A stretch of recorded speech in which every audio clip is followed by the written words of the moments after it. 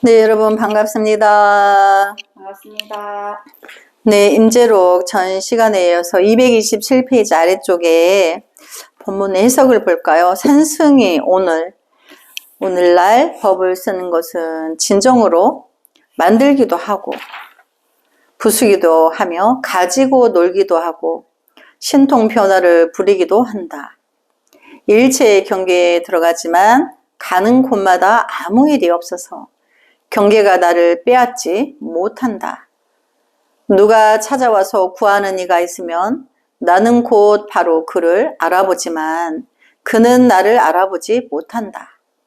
그래서 내가 곧 몇 가지 옷을 입어 보이면 학인들은 아르마리를 내어 한결같이 나의 말 속으로 끌려 들어오고 마니 슬픈 일이다. 이제 이렇게 임재스님이 말씀하셨는데, 이제 공부가 이제 학은기 사람들에게는 여기서 이제 옷이라는 것은 말의 옷이에요. 말의 표현. 그러니까 한 가지의 진리를 두고도 여러 가지로 이제 표현을 할 수 있는데, 그렇게 이제 말을 하면 또 이 말에 끄달리고 저렇게 말하면 저 말에 끄달리고 공부하는 이들이 이제 그렇다는 거죠. 근데 자기는 그렇게 말을 하더라도 자기는 자기 본래 성품의 자리에서 그대로 이제 인 것이지 끄달리지 않는다. 어떤 말을 해도 자기가 흔들리지 않는다는 걸 말하죠. 그래서 강서를 볼까요? 앞에서 5분 선지식의 가풍을 간략히 소개하고서 여기서는 임재스님 자신이 법 쓰는 가풍의 일부를 이야기하고 있다. 진정으로 만들고 부순다. 마수라는 사람이 구슬을 가지고 희롱하듯이 감췄다가 보였다가 한다. 또는 하나를 보이다가 여러 개를 보이기도 한다. 그 신묘한 변화는 현란하다. 이제 사람들에게 해탈이다, 열반이다, 도노다, 중도다 이렇게 말을 할 적에 이미 이제 공부한 학인들은 중도라면 중도의 그 생각 자체가 거기에 머물러 있고, 또 해탈이라면 해탈에, 도노라면 도노에 이렇게 착착 이제 이렇게 풀칠을 해놓은 것처럼 집착이 돼 있어요. 근데 이제 그런 것을 다 이제 부수기도 하고, 또 어디 하나에 도노라는 단어에 걸려 있다. 그러면 불법의 대의가 도노다. 누군가는 이렇게 정한단 말이죠.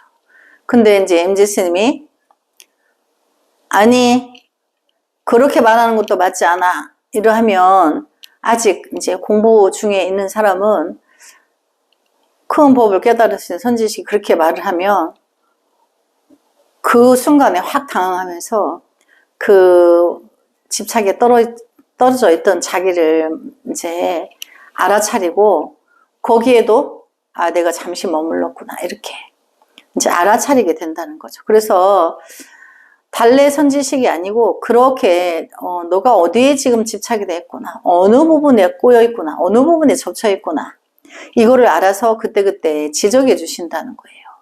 그럼 그거를 이제 마술하는 거에 비교를 하고 또 현란하다 이렇게 표현을 한 거죠. 그리고 모든 경계의 자유자재로 드나든다. 청정한 경계나 더러운 경계나 성인의 경계나 범부의 경계나 부처의 경계나 중생의 경계에 다 드나든다. 그러나 그 모든 경계에 아무런 일이 없다. 그래서 경계가 나를 빼앗거나 바꿔놓지 못한다. 그러니까 모든 본래 성품인 진리 자체에 입각에 있어. 그래서 어느 곳에를 가서 드나들면서 내가 말을 하고 말을 받고 하되 내가 본질에서 어긋나지 않는다는 거, 나를 빼앗기지 않는다는 거는 본래 깨달음의 나의 자리에서 흔들리지 않고 그대로 그 법의 지혜의 칼을 쓴다는 거죠. 이제 비교해보면 우리 안에 불성이 있는데 눈으로 안 보이는 법신이라 했죠. 법신은 잣대가 정확해. 일단 분별에 들어있지 않아. 그래서 분별에 들어있는 사람을 금방금방 알아요. 그대가 지금 분별에 들어있지 않느냐. 그러면 그가 찰나에 역시 맞구나 이렇게 알아차린다는 얘기죠. 그렇게 해서 어디라도 그 사람들이 어떤 경계에 어떤 집착에 빠져 있더라도 다 지적해 준다는 얘기예요. 그러나 자기는 한치의 오차도 흔들림이 없다. 그래서 그래서 경계가 나를 빼앗기거나 바꾸어 놓지 못한다. 수처 작주 다.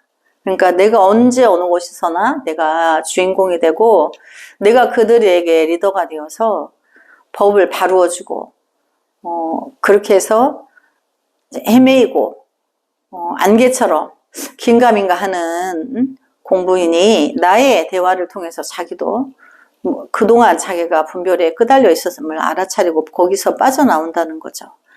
그래서 이제 수처작주라는 말은 언제 어느 데서나 내가 주체가 되고 내가 주인공이 되어서 그 법의 자리를 확연히 그거를 이제 지명을 해준다. 지혜로서 그에게 알게 해준다는 거죠.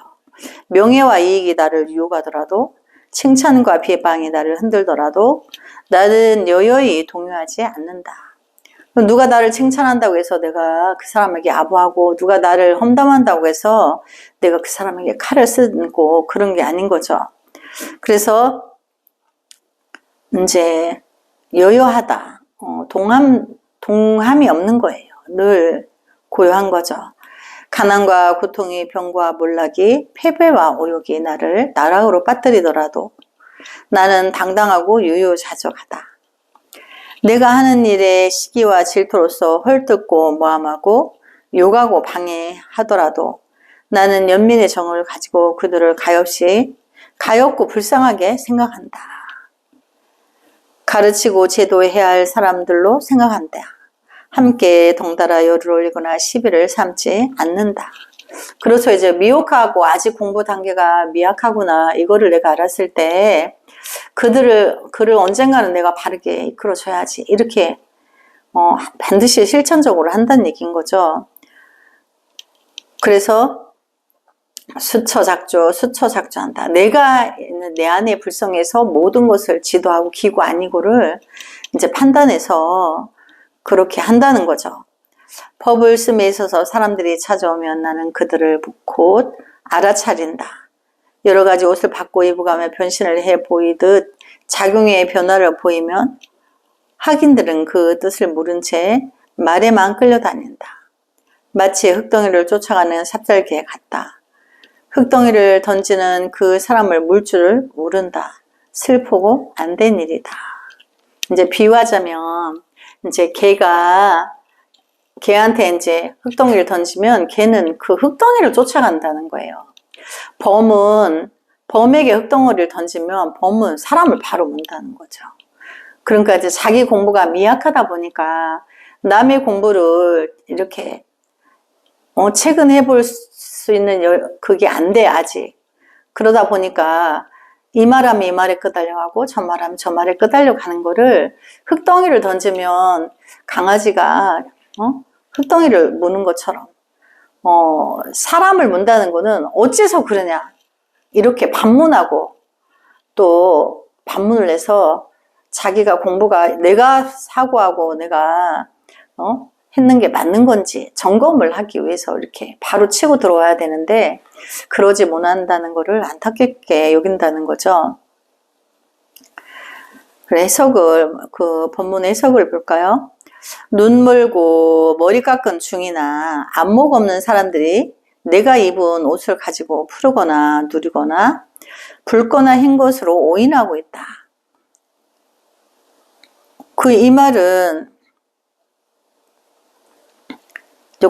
눈 멀고 머리 깎은 중이나 머리를 깎았는데 아직 마음의 눈이 안 뜨였어. 그걸 말하는 거죠. 또 안목이 없어 사람들이 불자들이 공부한다고 하는데 아직 그런 사람들은 내가 입은 옷을 가지고 푸르거나 누르거나 붉거나 희거나 흰 것으로 오인하고 있다. 이거는 자기들 잣대로 나의 불성을 자기들이 판단을 짓는다는 겁니다. 그럼 뭐예요? 분별이죠. 붉고 흰고 누르거나 푸르다고 이렇게 나름 자기 잣대로 마음대로 그 색깔을 만들기도 하고 모양도 만들기도 한다는 거예요. 근데 거기를 안 가봤으니까 당연하죠. 그리고 가보지 않은 이상 늘 분별하고 있는 거예요. 그런데 이제 인재 스님이 거길 가봤어. 또 누군가가 가는 사람이 있어, 도인이. 그러면 그 둘이는 앉혀놓으면 분별의 대화가 없어요. 그 상대성 원리의 어떤 대화를 하지 않아요. 무슨 말을 하더라도. 그래서 이제 사람들이 오해하는 것. 이제 저기 임재 스님이 큰 도인인데 분명 이제 거대한 뭔가가 있을 거야. 막 이렇게. 근데 그 뭔가를 알고 싶어 하고, 그 색깔을 알고 싶어 하고. 근데 이제 모르니까 여러 가지로 표현을 한다는 얘기예요. 내가 옷을 벗어버리고 텅 빈 경계에 들어가면 하기는 한 번 보고 기꺼운 생각을 낸다. 그 참선에 들어가서 있으면 이제 또 뭐 저렇게 또 도인인데 도를 더 닦으려고 저렇게 또 집착하고 있다 막 이렇게 자기 잣대로 그렇게 이야기한다는 거예요. 또 내가 다시 벗어버리면 마음 둘 바를 몰라 바쁘게 달아나면서 나에게 옷이 없다고 한다. 내가 또 그런 어떤 거를 내려놓고 보여지지 않으면 또 도인이 게으르다, 또 이제 공부도 안 한다, 이제 이렇게 말을 한다는 거예요. 내가 그들에게 그때는 내가 옷을 입은 그 사람을 아는가라고 물으면 호련히 머리를 돌려버리고 나를 잘못 알고 있다. 그러니까 내가 이제 어떤 불법의 형상을 법문을 해준다든지 어떤 그 행위를 하면 그 행위를 했을 때를 옷이라고 하는 거예요. 분별로서의 옷이라고 하는 거죠. 그래서 그때 그 행위를 했는 그 이제 겉 모양새, 이제 육신이죠. 그 안에 그 주인공을 아느냐 물으면 당연히 모르죠. 그래서 모르고 고개를 돌려버리기도 하고 잘못 말하기도 한다. 그러니까 잘못 안다는 거죠. 그래서 이제 강서를 볼까요? 보통 사람들도 몇 개의 옷을 입고 변화를 부린다. 중국 용화에 변검이라는 말임이 있다.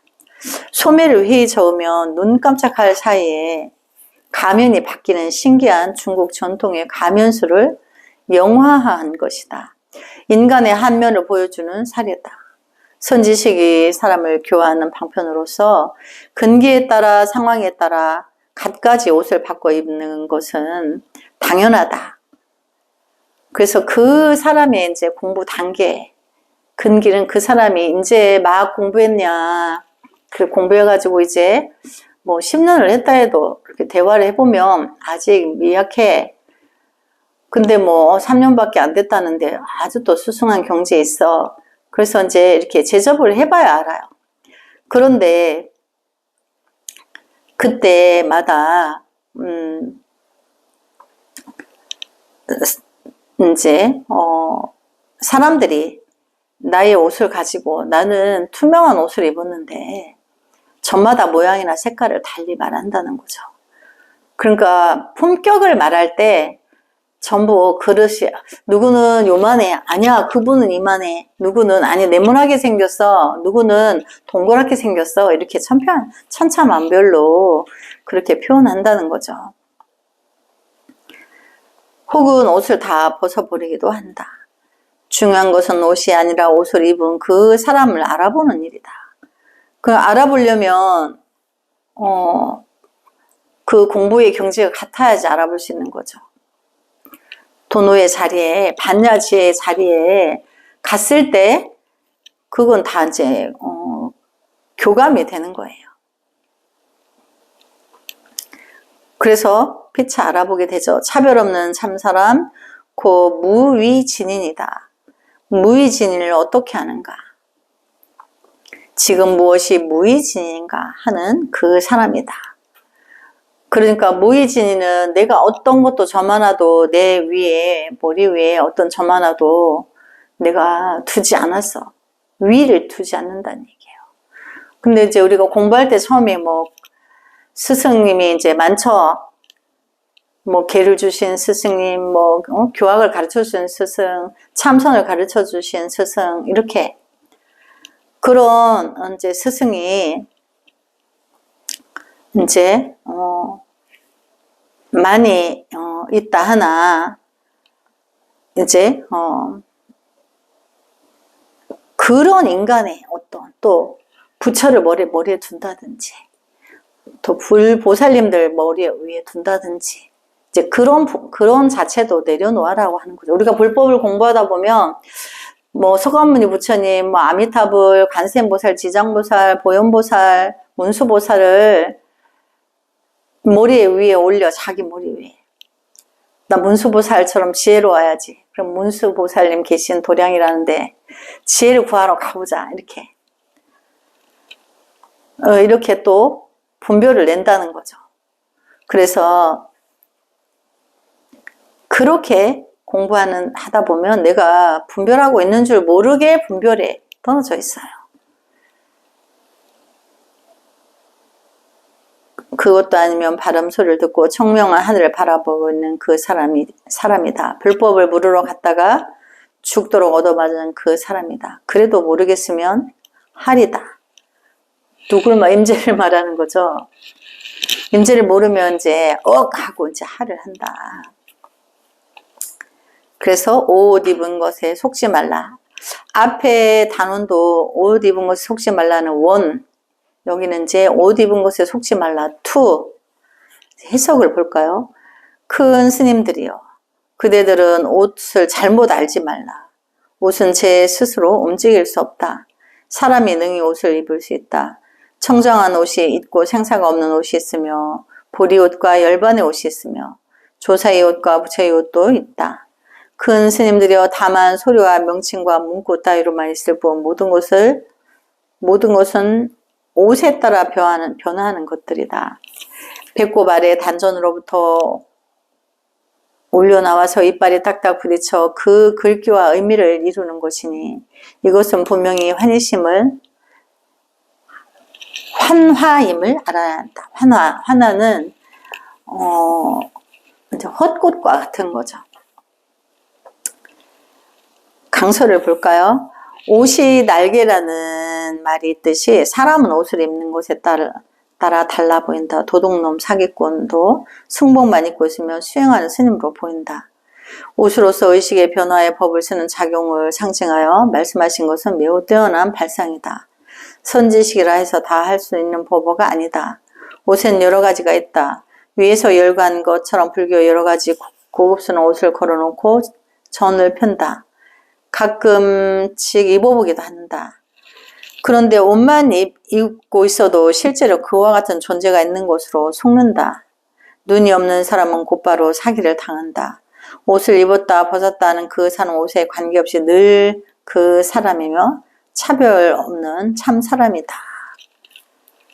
그래서 이제 어떤 외형의 법을 좀 알아서 누가 나 좀 안다고 이렇게 했다고 해서 거기에 또 공부하다 보면 나보다 많이 알고 있는 것 같아서 내가 또 거기에 마음이 휩쓸릴 수 있어요. 그래서 이제 옷에 비유했을 때 그런 상황적인 것을 이제 옷으로 비유한 거죠. 그래서 청정이니 생각사가 없느니 보리니 열반이니 조사니 부처니 하는 명칭을 일컫는 소리는 모두 옷에 불과하다. 그 소리들은 사람이 소리질러 나오는 음성이다. 먼 하늘가에 메아리가 되어 흩어지고 만다. 불을 아무리 말해도 입은 타지 않는다. 아무리 조사와 부처를 말하더라도 말을 하는 즉시 흩어지고 만다. 보다 천만 배 수승한 말을 하더라도 역시 마찬가지다. 험한 그 자체다. 환영이다. 실체가 없는 환상이다. 그러면 그렇다면 무엇이 있는가? 이것은 무엇인가? 과연 있는 것은 있는가? 무의진을 말하고 있으나 역시 옷이다. 본체는 공적한 것이다. 먼 하늘가로 흩어지고 많은 메아리일 뿐이다. 어떤 원인과 조건에 의해서 잠깐 존재할 뿐이다. 역시 환영이요 환상일 뿐이다. 공이다 원이다 조건이 효과가 있는 동안만 잠깐 있는 듯 하다가 공으로 돌아간다. 그래서 본래 공이라고 한다. 그러므로 물이 지닌 연기며 공이다. 공이며 연기다. 이것이 모두 존재의 법칙인 중도의 원리이다. 네, 그래서 오늘은 이제 여기까지 공부하고 다음 시간에 이어서 하겠습니다. 나무 소가모니불 성불하지 않겠습니다.